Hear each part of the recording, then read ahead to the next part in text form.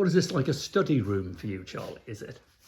Sort of, David. Yeah. Sort of. What are we looking at? This is a lovely watercolour that I gave to my late father-in-law, who I was really fond of, who wrote lots of books on maritime 18th century artists. Of the original Victorian Albert, built in 1843 in Wales, in Pembroke Docks. Isn't she pretty? He passed away, and he gave it very kindly. Prior to that, gave it back to me. It's just charming. It's by Wiley, even not signed, but it's his work all over. But that then leads me. The reason it's here, and I'm looking at it fondly, is that I bought this Ships Binnacle last week. A Ships Binnicle. The Binnacle is the item on board ship that holds the compass. Okay. So you have the compass, Yeah. and that's the binnacle. So it's called a ship's binnacle. Fair enough. And compass. Okay. This turned up recently at a sale, filthy dirty. Yeah. Some inscription around it which told us pretty much what we thought, but it was such fine quality. The metal was fantastic. The mahogany is that choice early 19th century mahogany with that beautiful nutty brown colour that everyone says boring brown mahogany. Yeah, no, Anyway, we won't We go love on it. there, but mix it in with the brass. Yeah. But what it's all about is, so when a ship goes to sea, you plot a course from A to B. Right. Yes. Let's say if you're going from the Needles to Cherbourg, the course you steer is 090, which is due south. Right. And you have a run line and you steer that line.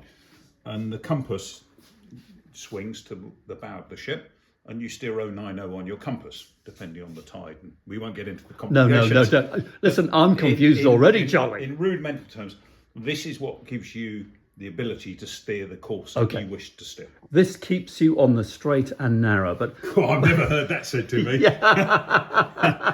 you need to be kept on the straight and narrow. Yeah, How well. does it all work then? Right, so this mahogany binnacle holds the compass. So if you've got the ship, this is the bow of the ship. Yeah. So as that turns. Yeah. And you steer to the course on the front of the Of compass. course. Right. In the rear here, because this is pre-electric lights and battery power, etc., Yeah, of course. you have these little beautifully made hooks. You lift this off, and you have a little reservoir for your night light. So this is oil. You would light this. Yeah. Keep that steady. Let's have a look at that. So you'd light that. You've got your little flame. Yeah. Okay. In a secure box. Yes. So it's Then safe. You would put this here, there, and then you have another one, what we call a night plate here. A night plate. Yeah, So another that's one. blank. That's blank. That's Why blank. would that be blank? So you get the reflection. Oh. Otherwise, you imagine if it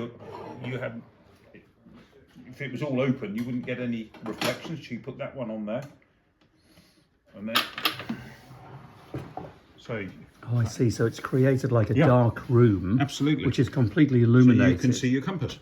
Otherwise, you're steering without a compass course. Not so clever. Not so clever. Not so clever. Isn't that a beautifully constructed Look at thing? Beautiful. I mean, and the quality here, the chamfering there, the back Yep. of the door, is as good as any piece of furniture you'd find Well, it is a piece of furniture. in a living room. It's what I call a piece of ship's furniture. It is that. It is that. So- So that particular one, then, what is so special about it, Charlie? Because it wouldn't be here with you if it wasn't special. So Well, I was going to fit it onto the boat, but it won't work. Joking apart. It turned up in a very good auction of marine things, and it had the history here. Her Majesty's yacht Osborne. Oh, Lovely. Super. Royal pedigree.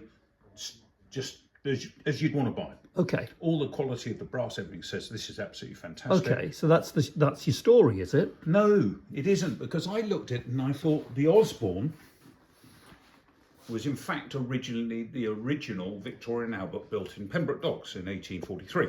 Okay. I thought, well, it looks more 1840s than it does later. Okay. So I scratched in my head and I read the description, and in it sort of hinted that this might have come off the Victorian Albert Right. original, but it says it's the Osborne. And I thought, there's much more to this than meets the eye. We're going to have to do a bucket load of research. Yeah.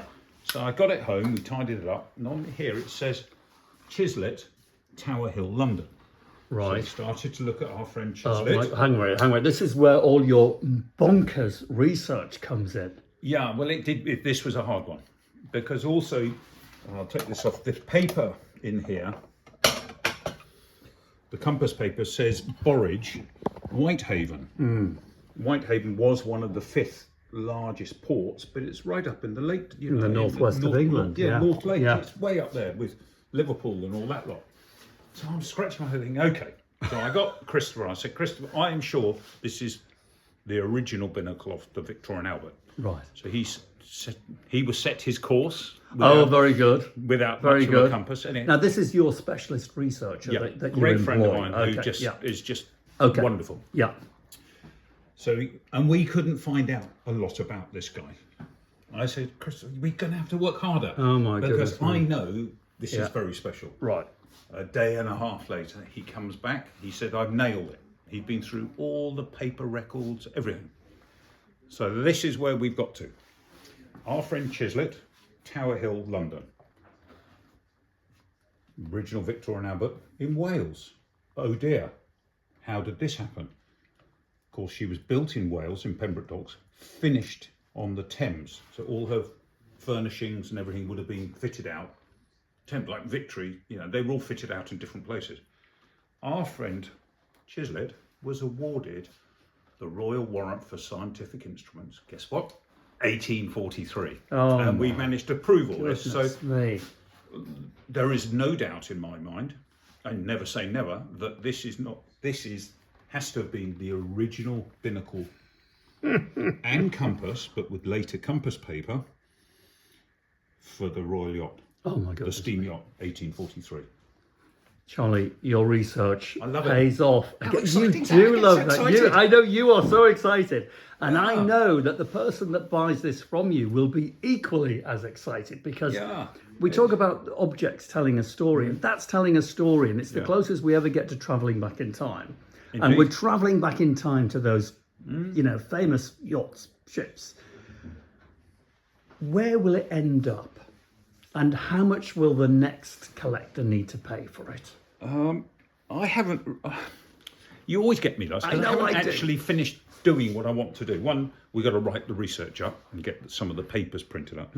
I'm also desperately looking, and if any of your viewers can help me, Go on. I'm looking for a 15 by 15 inch old bit of junk teak or mahogany decking Right. that's been thrown away with original rubber, the whole lot, and I will then mount it as if it was on board ship on a deck. Okay.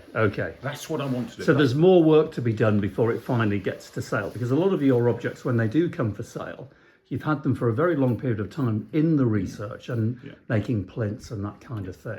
This is going to come to market in June when I go to the show in London. Oh, right. Okay, so you'll have it ready for then. I will. I've found an old Georgian piece of timber I can put it on, but it would be nice to find an old piece of decking. Okay, so there's a shout out to the viewers. Because I'm struggling. I've been to the boatyard here. I've spoken to other boatyards.